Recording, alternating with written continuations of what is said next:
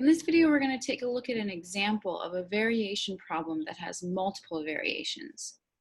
Okay, so the stopping distance of a car varies inversely with the friction of the road, but directly with the speed of the car. So right away, we can come up with an equation to work with here. The stopping distance of a car varies inversely with the friction of the road, but directly with the speed of the car. Okay, so we have three different measurable quantities here, and they're all changing with respect to each other. Okay, so the distance, I'm going to go ahead and use D for distance. I'll go ahead and use F for friction, and I'll go ahead and use S for speed. Okay, the distance varies inversely with friction. So D equals K times 1 over F, but also directly with speed. So then we're going to multiply by S. Okay, so you can think of this kind of as you're combining the two equations together, the one for varies inversely and the one for varies directly.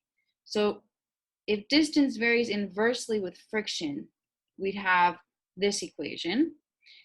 And if distance varies directly with speed, we would have this equation. So you're kind of taking these two and in a way sort of merging them into one.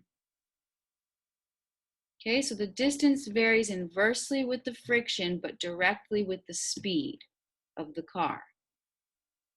Okay, let's take a look at the next sentence here to see if we can gather some information. At the speed of 20 miles per hour, the car takes 50 feet to stop on the road with friction value of 2.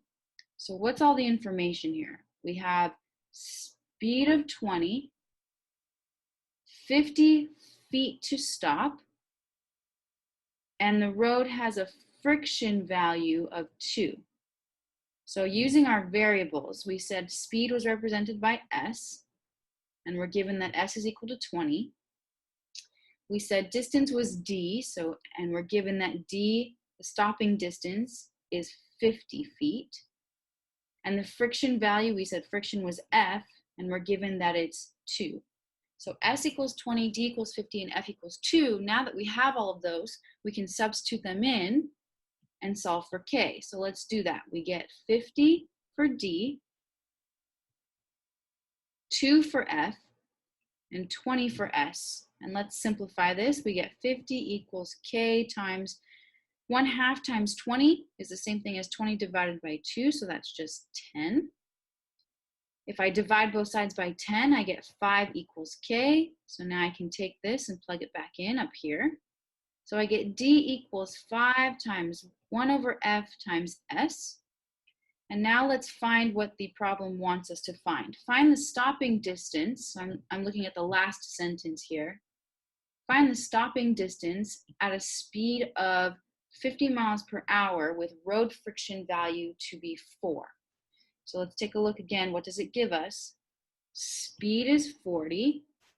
Friction value is 4. So that gives us S is 40 and F is 4. And we're asked to find the distance, find the stopping distance. So we want to know what is D. So now let's go ahead and use these values and plug them in. So we get D equals 5 times 1 over 4 times 40. And if I simplify, I get D equals 5 times 1/4 times 40. That's 40 divided by 4. So that's just 10. So that means that D is 50. So let's answer the question here. The stopping distance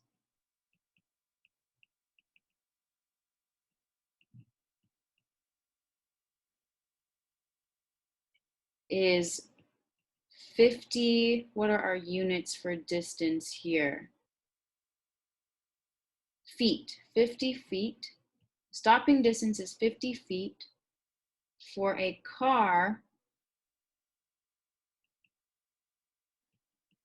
traveling at 40 miles per hour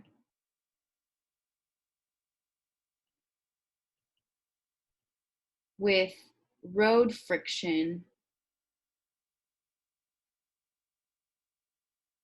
at 4.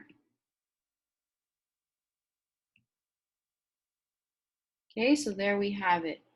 Notice I always answer my word problems in a complete sentence, right? This shows that I know what the question is asking of me, and it helps me to determine if I've answered the question that's being asked in the problem. All right,